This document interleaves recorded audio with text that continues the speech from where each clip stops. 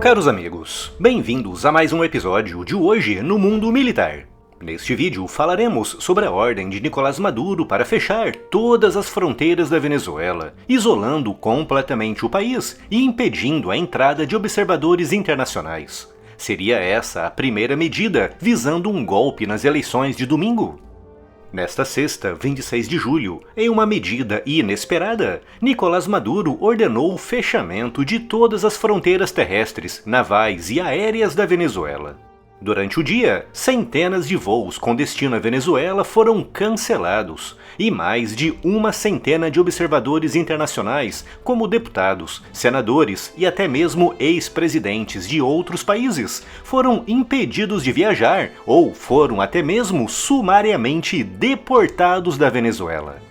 Mas, curiosamente, apesar de mais de uma centena de observadores terem sido impedidos de entrar ou de terem sido simplesmente expulsos do país, Celso Amorim, assessor-chefe de Lula da Silva, foi o único que conseguiu pousar ontem na Venezuela, sendo inclusive recebido por ministros e assessores pessoais de Nicolás Maduro.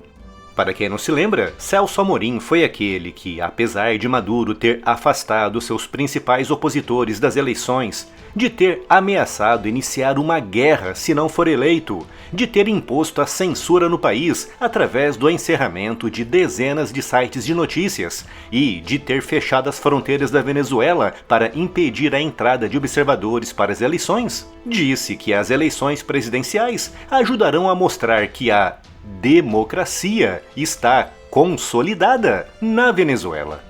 Esse encerramento completo das fronteiras e a expulsão e proibição de entrada de observadores internacionais pode significar o primeiro passo de um planejado golpe para fraudar as eleições.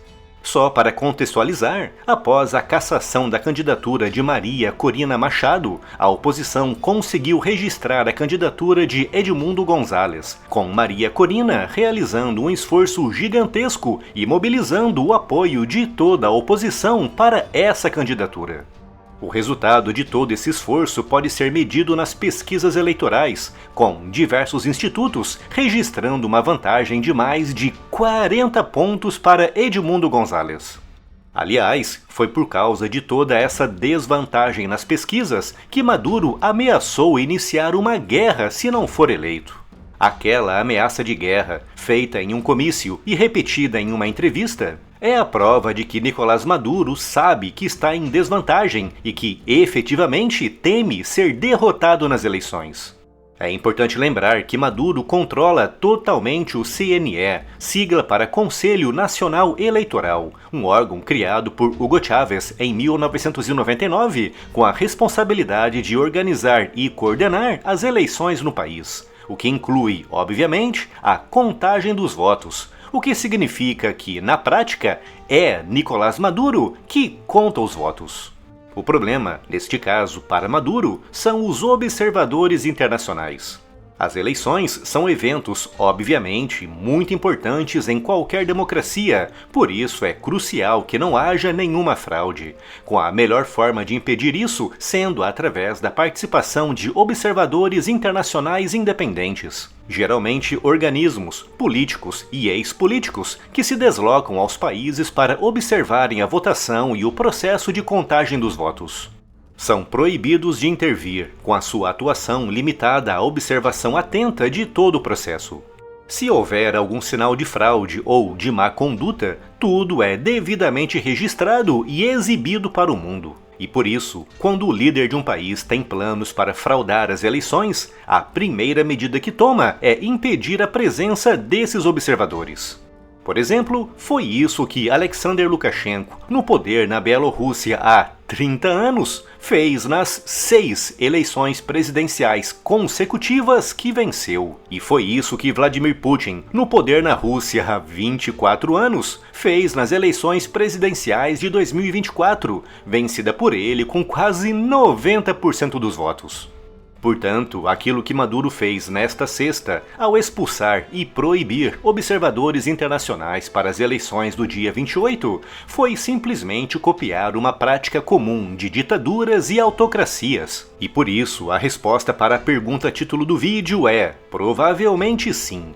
Provavelmente, Nicolás Maduro, sabendo que tem grandes chances de ser derrotado nas urnas, planeja fraudar as eleições. E para fazer isso, o primeiro passo envolve justamente impedir a presença de observadores internacionais.